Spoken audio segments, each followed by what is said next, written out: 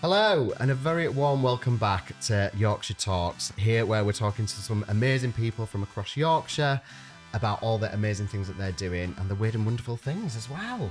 I'm Matt Jameson. Yeah, and I'm Christine Talbot, and you may know me from many years presenting the ITV News here in this part of the world. Me and Matt are really good friends, so we decided to get together and share some Yorkshire talking. We did, and you may recognise me from a little TV show called Married at First Sight, where I was part of the first LGBT couple on the show. Many moons ago now, a couple of years ago. A few years ago. But we're all still addicted to it, aren't we? Yeah, we're going to be talking to some great Yorkshire people and delving into the very essence of what makes them who they are, really, and how their Yorkshireness comes through as well, and what's very special about living in this part of the world. I know, and it's such an amazing part of the world to live, and I'm so excited that we're going to be meeting some of our great friends and talking about their lives. So today, we're very, very lucky enough to be joined by very lucky, by a good friend of both of ours.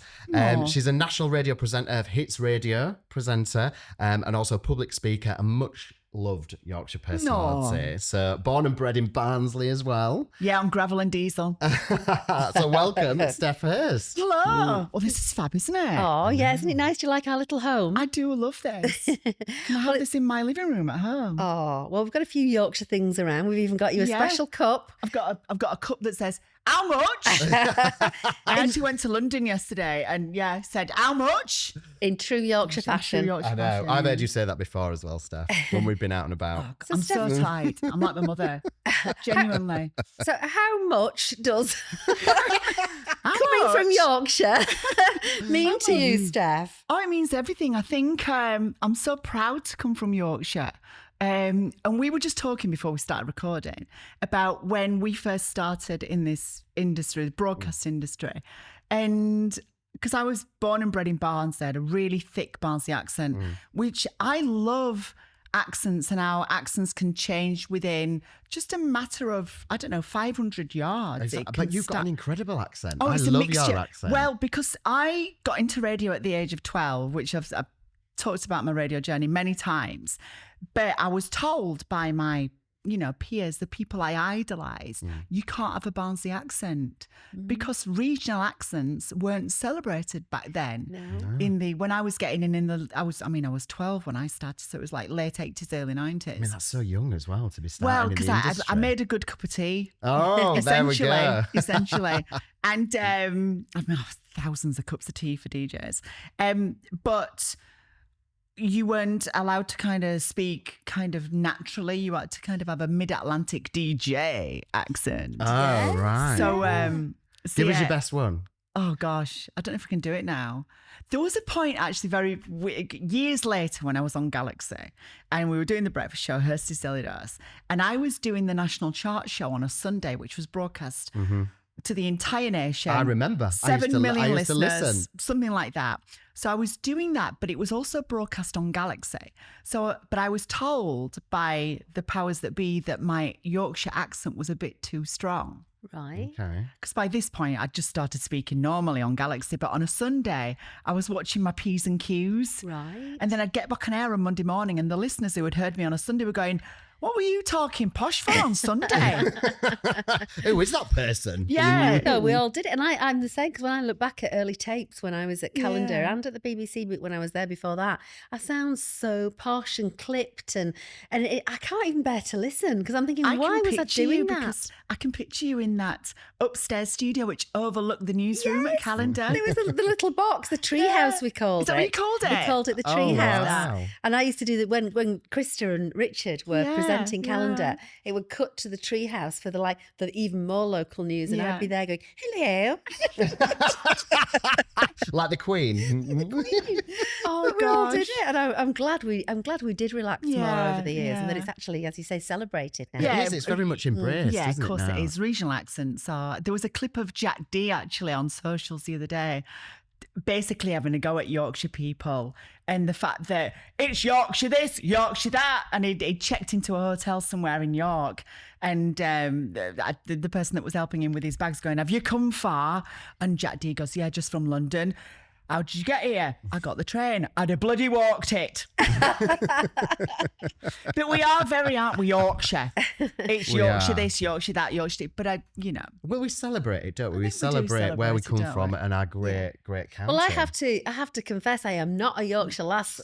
What? She's from But I the have other lived side of the Pennines. I am from the other side of the Pennines, but which is quite similar in many ways. But I do think there is a very strong Yorkshire identity, and There I have been here now 35 years, so maybe I You're an qualify. honorary Yorkshire lass. You are. Well, Honorary. My daughter was adopted. born here, so she's a Leeds-born girl. So, but yeah, I mean, but I do think the identity of Yorkshire is different to any other part of the country. Yeah. You know, everyone, when you come from Yorkshire, there is a great pride. There is. Yeah. And I think that comes with your accent as well.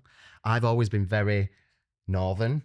I've got a proper Leeds accent. I don't think I've ever really minded my P's and Q's. But I kind of like that when I listen to myself back now, especially when I was on the TV show and hearing myself talk. I was like, I love it. Yeah. And I was really proud to be representing the When you community. did Married at First Sight. Yeah. And I think when wherever I am in the world, or especially if I'm in London or something like that, and someone will ask you, where you're from, and I'll say Barnsley, and before they even get to go Barnsley, because that's what people say, I just go, yeah, I'm from Barnsley, and it's the standard line. I must have delivered this line hundreds of times, and they'll go, where are you from? I'm from Barnsley. Yeah, we've just got electricity. It's amazing. Yeah, just and I'm the first one to get, because I can put Barnsley down, but no one else can. yeah, Because I'm exactly. fiercely proud and protective of my hometown. Well, you are one of a long line of illustrious Barnsley folk. I mean, people like Michael Parkinson, Dickie Bird. I mean, Sam Nixon. There's some amazing people come out of Barnsley who've all gone to live incredible lives and incredible careers. Oh gosh, we've got some great people that have come out of our town. Millie Johnson, the author. Millie, yeah. Multiple Sunday Times bestseller.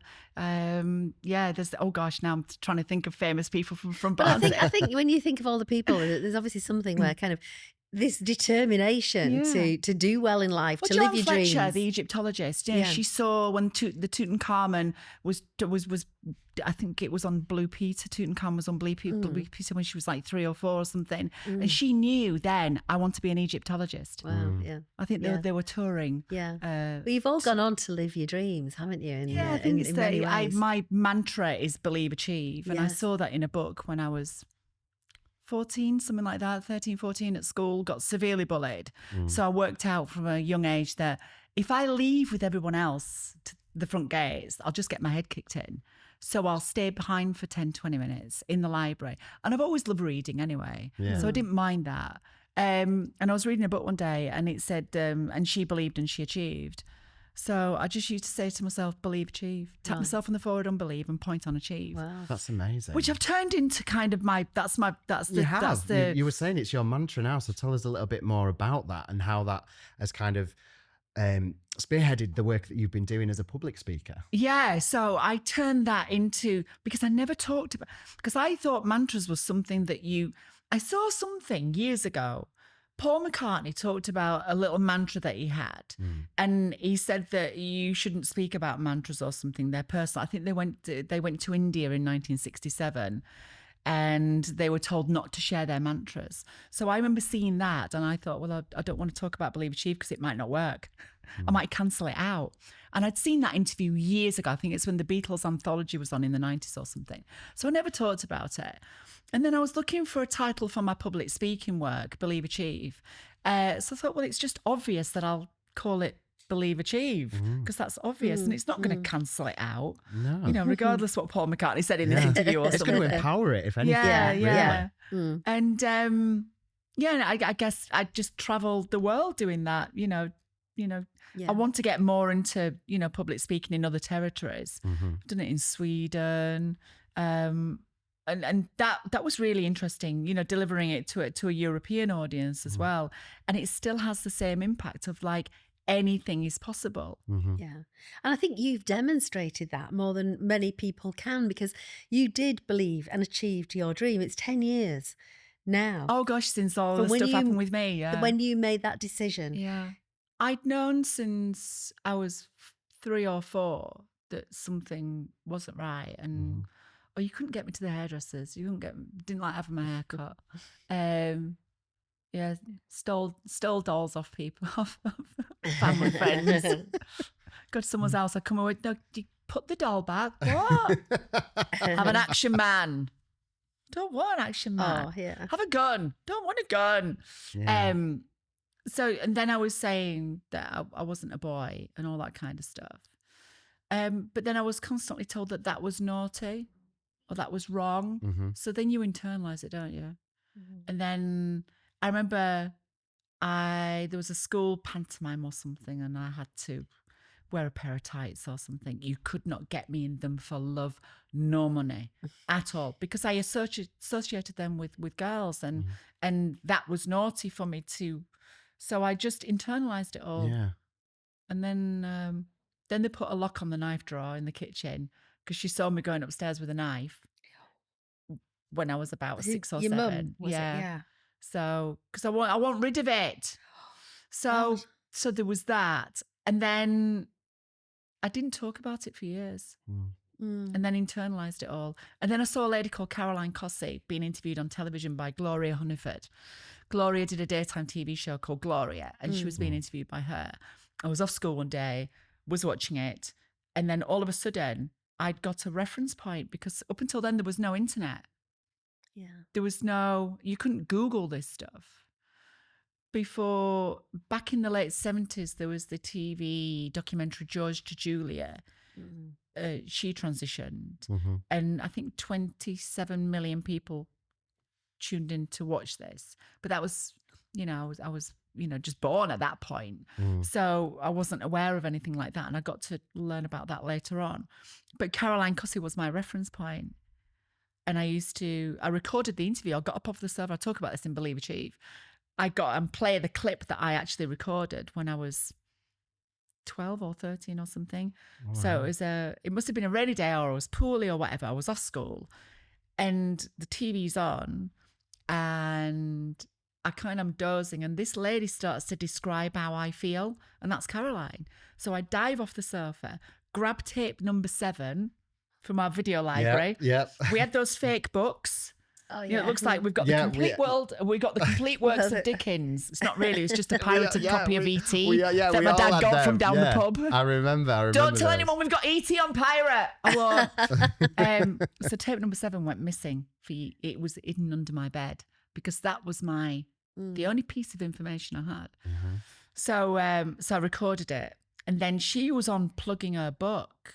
She'd already brought a book out in the early 80s. Because her modelling name was Tula, and she wrote this book called Tula, I Am a Woman. And then I think she went to the Human Court of Rights in Strasbourg or something to try and get a birth certificate changed, and a jury of men said no, you can't, essentially. So she wrote about that in her book and all sorts of stuff in the new updated version, and that's what she was on TV plugging. So I used to go to Barnsley Library and ask, has Caroline Cossey I'd say it really quietly, has Caroline Cossey my story come in? And the librarian go, you are? In Barnsley. I said, Caroline, because I used to be scared and think that they would know what there's millions of books in that. Like, she's got no idea what it's about. But I was ashamed to go and look for it, because, that was what's projected on me from society. Anyway, the book came in eventually, and I think in the front of the book it just said Hirst, Hirst, Hirst, Hirst, Hirst, because I got it out that many times. And then and thanks to eBay I've got my own copy. And then she friend requested me on Facebook. I nearly had kittens. Wow. So are you friends now? It's the equivalent to Taylor Swift following a Taylor Swift superfan on Instagram. Yeah. That is what it was like when she friend requested me. And are you friends with? I mean, she's very rarely on Facebook. Yeah. I mean, we've spoken a few times. Yeah. But genuinely, the lady that made me go, oh my God. Yeah. It's not just me, is it? Yeah. That's incredible to get that from that. And how inspirational was that at the time? Oh, huge, because you saw, you understood that you weren't alone. And this wasn't something that, it was a decision of course it was a decision to transition, but they think during the hormonal wash whilst you're pregnant there's either too much estrogen or too much testosterone, and that causes the brain to form opposite to what you come out looking like. Really? That is what they think, because it causes the inconcurrent feeling of, this doesn't feel right. As soon as I started estrogen, because I was pumped with diesel before, now I've got super unleaded running through my veins. It's brilliant. I've got such a way of. I know. I love it. I love it. There. We'll come on to the Nova later. Oh gosh. Oh yeah, my Vauxhall Nova. But as soon as I started taking estrogen, it was like, oh God, right. I feel like I've been plugged in. Right. I felt like someone had plugged me into the wall. Gosh. And it's really, it's clearly my brain was crying out for it. Yeah. And I could see I felt like I could see in colour. It's really odd. That's such an amazing analogy. It sounds as well though, you obviously your mum and your parents, did they know when you were little that this is how you felt? And my mum was convinced that all through pregnancy that was a girl. Right. All through a pregnancy. Yeah. And then I came out with that thing. It's like, long gone. Anyway.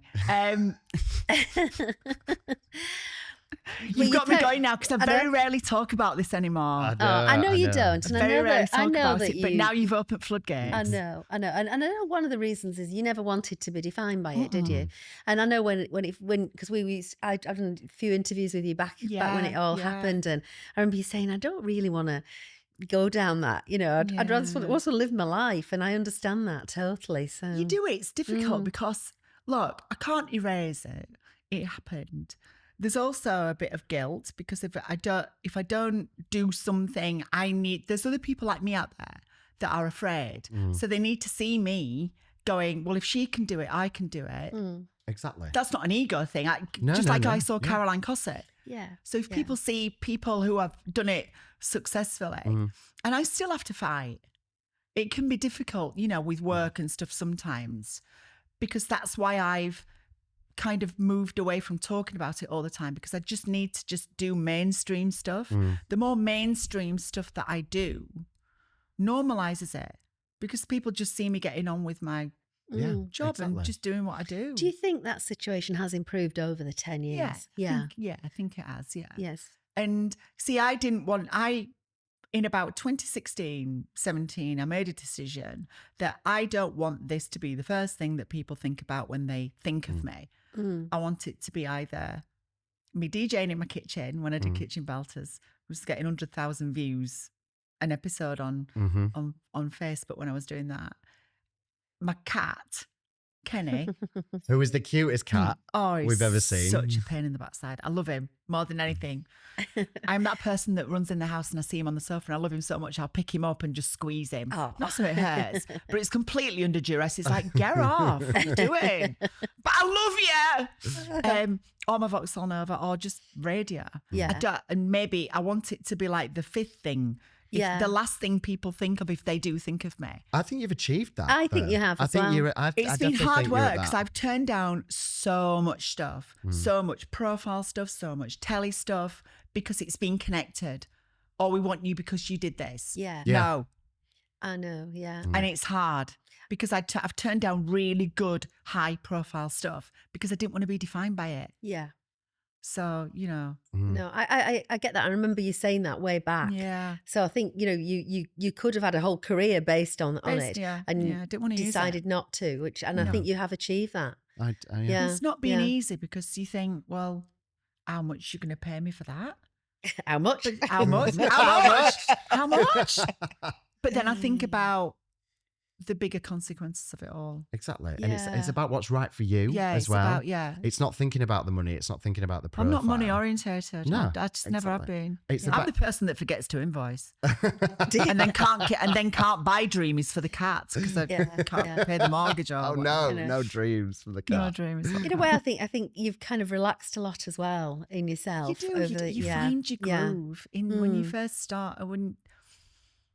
You know who you are and you know who you should be, but you just go through those teenage years. You spend the first 5 years finding your groove and just finding or allowing your personality to flourish. And that's difficult. You get in the first few years, you get your nails done, you put them on Facebook. You get some new shoes, you put them on Facebook. You shout about everything. and it's like you're exploding out of the closet because it's like it's forbidden fruit, isn't it? Yeah. Uncharted territory. Yeah, You've never been in that position. You're not before. allowed to kind of all the stuff you've been, forbidden. Yeah. You can now have. And you want to shout about it. Yeah, and you want to share that with everyone. You do. Yeah. So, but I think your personality is your personality, isn't it? And who you are, and the things you've always loved, like the radio geekiness of you, Nerd. the cars, Nerd. is all still very much part of who you are now. Yeah. Yeah, you try. I think sometimes you try and hide those things because you think, well, that's a very masculine thing. I know so many women who love cars. So this year just gone, 2024, I made a decision that I want to go to lots of other car shows. I've got this old Vauxhall Nova that was my dad's originally from the 1980s. He got it in March 1985. He picked me up from school in it every single day. I learned to drive in it. I passed my test in it. All of those. This car has got so many memories. And in the 1990s, it was just a base standard model. Only had one wing mirror. Didn't even have a cassette radio or anything like that. A brownie beige interior.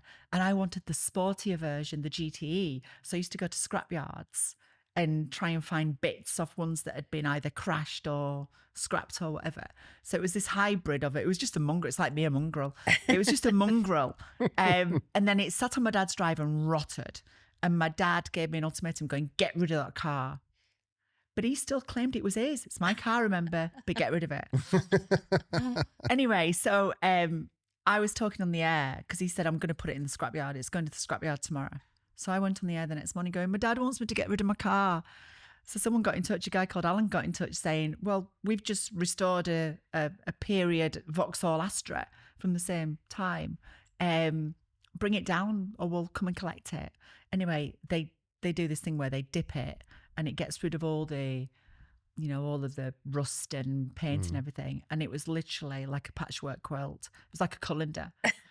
So anyway, so they embarked on restoring it and it went on for years. Anyway, it's finally restored. Yeah. It was restored when I actually transitioned when everything happened. Right.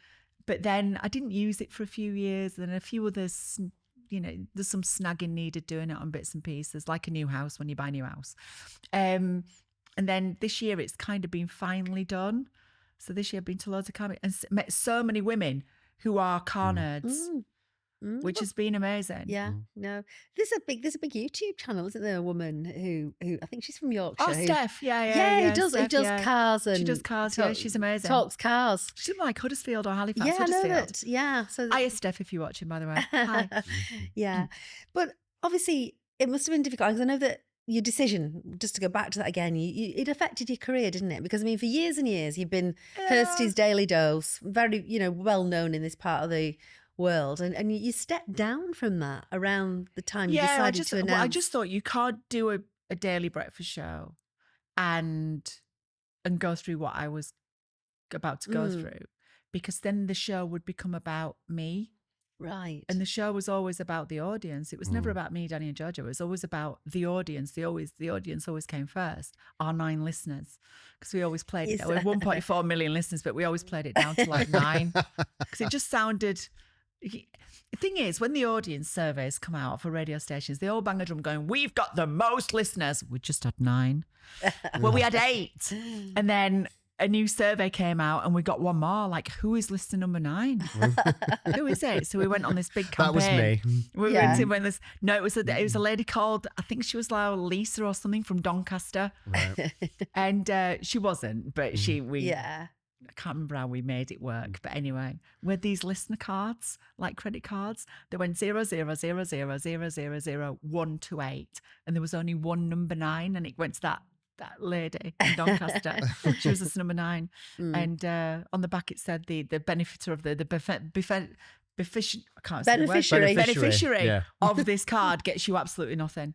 But yeah, it was tricky to kind of step down from that because I loved radio, but I knew that I had to go and find me. Yeah. You had that journey to go on, and you needed that space around you to. You did, do and that. I wasn't in a good state. Sorry if this is triggering, but I tried not to be here a couple of times. Right. So So all it of got those, that bad. Was that around the time you made the decision? Or Yeah. There was one day where I didn't turn up for work, and my boss was banging on my front door because they thought I'd done it. was this before you stepped down? Yeah, before I stepped down. Yeah, I wasn't gosh. in a good place. Gosh, I had a mental breakdown about a chair, about the colour of a chair. right. I wasn't in a good place. Mm. So yeah, it wasn't. That wasn't. And he good. must have been worried because Jojo and Danny were with you all the time. They were with you on this journey, weren't they? So it was. I think it was tough for all involved. And look, we all make mistakes. Sometimes we get things wrong or whatever. But I just knew that this was. I had to go and do this, and trying to do a daily breakfast show and the pressure of that and be this kind of persona that you'd built up over those years. I didn't want it to be all about just me. It was about the audience. Yeah, it's about the 9. But I think even like you say, in the 10 years now, you that would be someone would want you to talk about that journey. It's I think it's a different world now, isn't it? It is, even from 10 years ago. Yeah, I think maybe is. you felt a little bit like you had to leave the room and get away. But I still would. Yeah, would you? Yeah. Yeah, you can't. The show's never about you. No. The audience. It's always about the audience. Certain personalities would do, though. They would think this is I'm going to be the centre of attention. Yeah, and do you know what? Use Many it as a did. platform. Yes, to create that awareness. But I think what you did was the right decision for you. Yeah. Especially if you were going through that internal turmoil as well. Yeah, I just think that even so now, if I was doing a daily breakfast show and I was about to go through it, I would come off. Because I always think it's about the audience. The audience is number one. I'm merely a facilitator of gluing it together, and bringing it all together. The audience is number one every single time. That's why you're so good at what you do, though, because everybody feels that you're inclusive. It's not about. It's never about me. It's about everybody, making everyone happy and having fun. fun. I might bring a story about me. Yes, but then I'm like, I want your versions of that story or whatever. Or you need something to trigger it. Yeah. But audience number one every single time. So at that time, then, what support network did you have around you? Friends and family. I lost no one. There's no one that. There was only a couple of people that I distanced myself from because I just knew that they weren't the right kind of people for me to be around anymore. Okay. But that was it, really. I've got a really good. I think as you get older, I'm 74 now. Looking good. I know. Looking good, Steph. Got a good surgeon. I know, I need the got number. A good surgeon. Look amazing if you turn the lights off. But I decided that I just, we've all got our inner circle. I decided that, you need your tribe around you, don't you? And I had 100%. I had a really good tribe. Yeah. And I still have. Yeah. I spoke to one of my best friends, Victoria, on the way here today. And I've just got a really good tribe. Yeah. And we all look out for each other. And do you know what? All of those people that I confided in, none of them ever said anything. They never said a word. Right. And the integrity and everything was just incredible. That teaches you a lot. It does. Well, that's when you know. That's when you know they're the people that are going to be by your side through thick and thin. Oh, God, yeah. And it's so important to have that security, I think, with friends and family around you. Yeah. Especially when you're going through something as immense as you were going through. Huge. Yeah. Well, the biggest thing that you will ever go through. And in the public eye as well, which I think must have been twice as hard. Sometimes I can be walking from, not in a narcissistic way, I've got a full-length mirror in my house, but you need we to all look have, we all have one of them. You need to know what you look like, don't you? We've all got one of them, exactly. Steph, don't worry. But sometimes I can be walking, not often, but if I'm walking from the bathroom into the bedroom or something, and I've got nothing on. It probably offends the cat seeing me, but it's like, what's going on? That's what my dream is.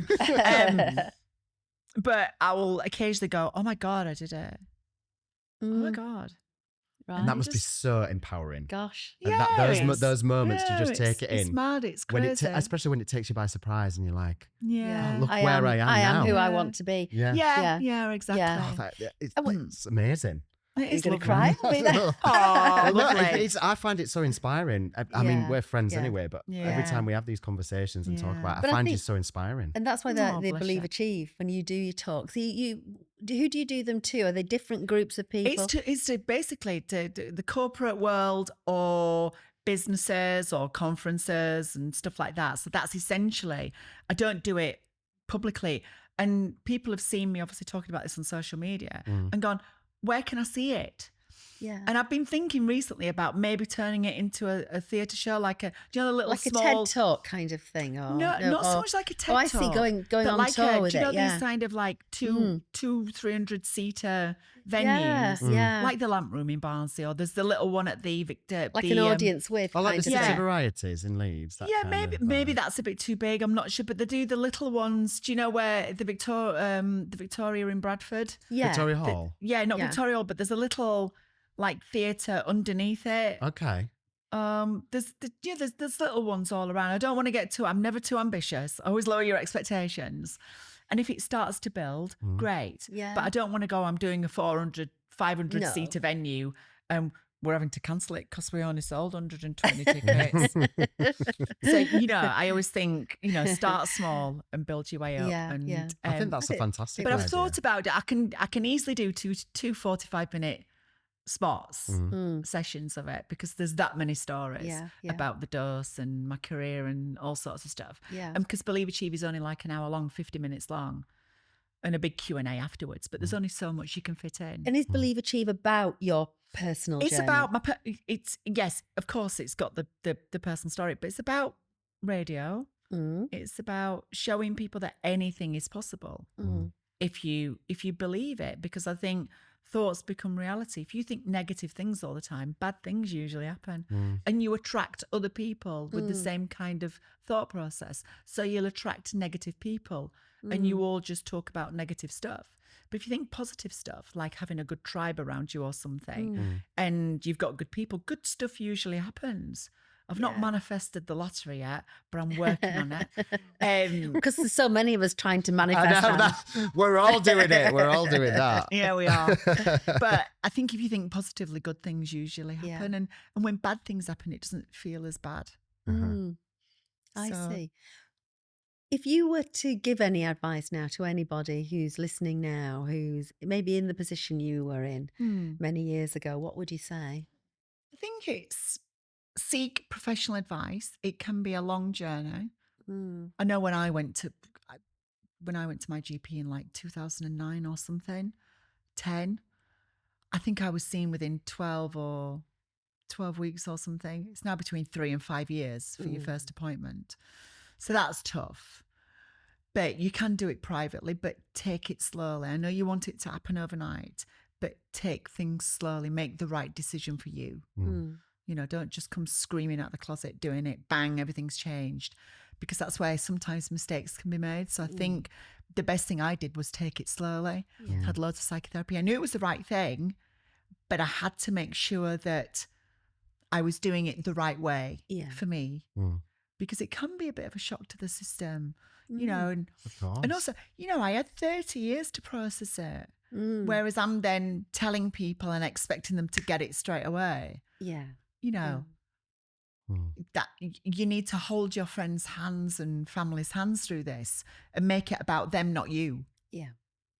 So again, like putting the What you audience do. first, it's putting people first. Yeah. Yeah. Because you can't expect people to understand it straight away.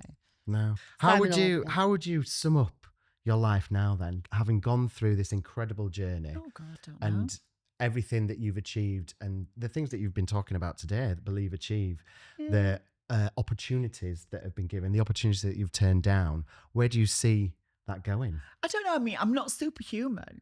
I just did something that needed to be done. And like with radio, I just always loved radio from a very young age. So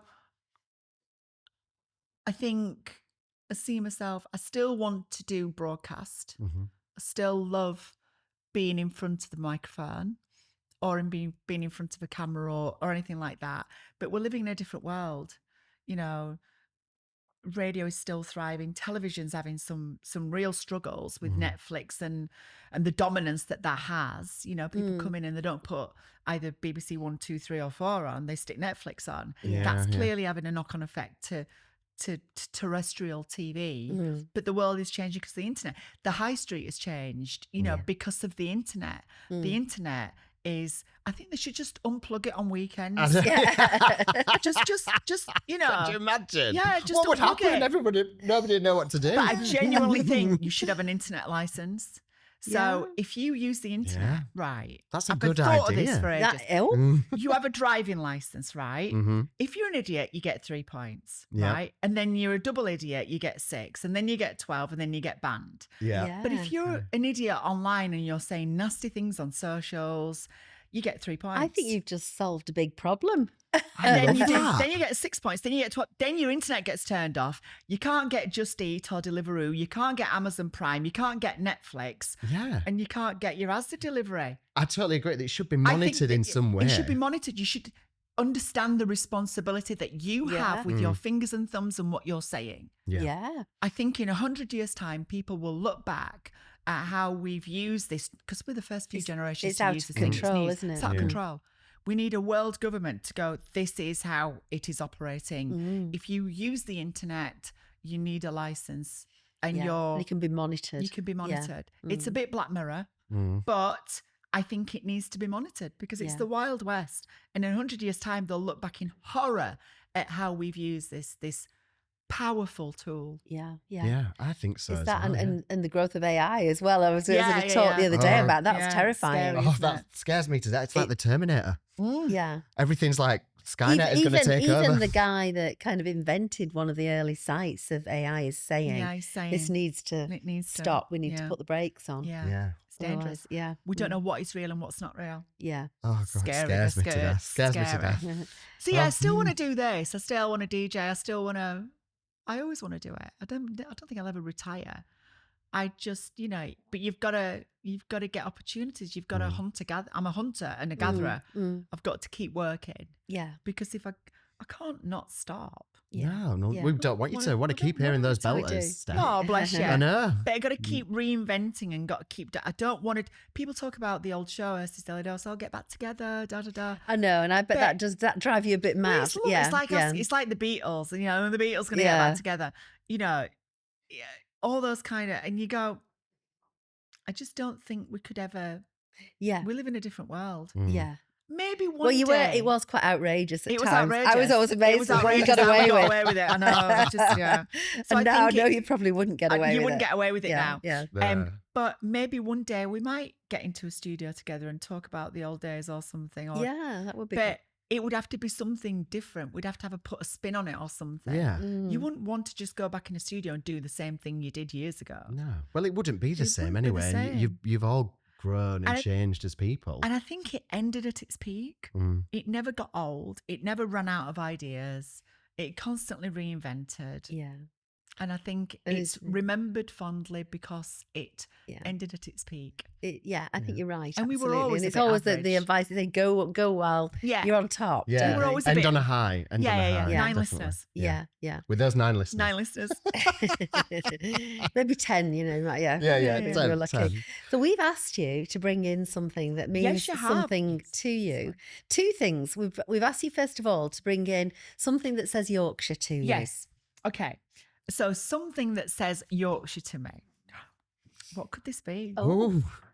Well, it's clearly a coaster. Why has she brought in a coaster? Yeah. Well, I have a piece of artwork in my house with this on it as well. And this just says home to me. You're thinking, what the hell? I'm dying. I know. Is it a picture of your cat? It's something that actually me and Christine are connected to. Okay. Really? Okay. Yeah. Because we transmitted out of it for so long. Emily Moore Mast. Emily Moore Mast. So when I come over the brow of the hill on the M1, if I'm coming back from somewhere and you see Emily Moore, which is the tallest freestanding structure It's bigger than the Eiffel Tower. It's bigger than the Shard. And I transmitted out of that thing for a long time. Yeah. Wow. And I think it's a gorgeous Yorkshire landmark. It is. I know, it's lovely. And when you see it, you think, You think I'm in home. Yorkshire. I'm home. Yeah. I'm yeah. back home. Yeah. And it takes 7 minutes to get up it in the lift. Yes. Is there actually like something you in it then can. at the top you can go At up the it? top, it's all transmission equipment. In fact, Right. they had a temporary transmitter at the side of it for a while. But now they've moved a lot of the equipment or updated the equipment at the top. But you can walk all around it at the top. I did belters up there. I did kitchen belters up there. I have never Amazing. been. You've up never there. been? No, because they always used to send John Mitchell. Yes, of course, He yeah. always used to go. He's been up Emily Moor Mass so many times. But no, I never I did. want to go. Well, we need to go. We'll go up there, I want to do it, go. yeah. Let's do Arkiva, it. the amazing people at Arkiva who provide the transmission for national radio and television and stuff from Emily Moor, who maintain it. You get a little certificate when you've been up. Yeah. You've been up. Amazing. They're Love good. it. That's so And cool. Arkiva, can And we there's a go quite back up nice again? pub nearby, although I think it's is it Here's the 3 acres. The 3 But it's acres. currently going under Yes, renovation. it's 'cause had a a small fire. They had a didn't fire, yeah. But Emily Moore always shouts home Yeah, to me, yeah. and I love it. And I've Oh, been that's lovely. fascinated by it Yeah. since I was a child. That's good. So Amazing. so yeah. I love that. I Emily love Moore. Emily Moor Mass. Emily Moore Mast. So at Emily. on a coaster for Yorkshire On a tea. coaster. I know, for yeah. Yorkshire So I'm going tea. to put my cup of tea On the Emily Moor On the Mass. how much? on the Emily Moore, on the how much And what's the object that The object means something to you? is, gosh, you read it? Yeah. They've not seen Have you got a it. cat in Kenny's there? not in there, is No, he? It's not Kenny. Did you think for a second it was Kenny? How did you manage to He's keep just Kenny been sat- quiet he's the just been whole sat in the Brought back. Kenny, imagine that, bringing the cat. Oh, that's so funny. This is the thing. Oh, this is it. Amazing. Amazing. This is the radio. That is the radio I got when I was 7. Oh, wow. And oh God, it sits on the windowsill in my office. yeah. And I cut out an Air FM sticker. So Radio Air became Air FM at one point, and I cut out the sticker and stuck it on top. Oh, And it's got some buttons missing. I don't think it works properly anymore. with a nice The cassette aerial player. broke off. But for my 7th birthday, I got this and a dog, because I was asked by my parents, do you want a brother, sister, cat, or a dog? I went, well, I want a dog. Because if I've got a brother or sister, that means I'd have to share the presents. Good I'm a thinking. child, aren't I? So I'm not sharing. No, I am. I do share.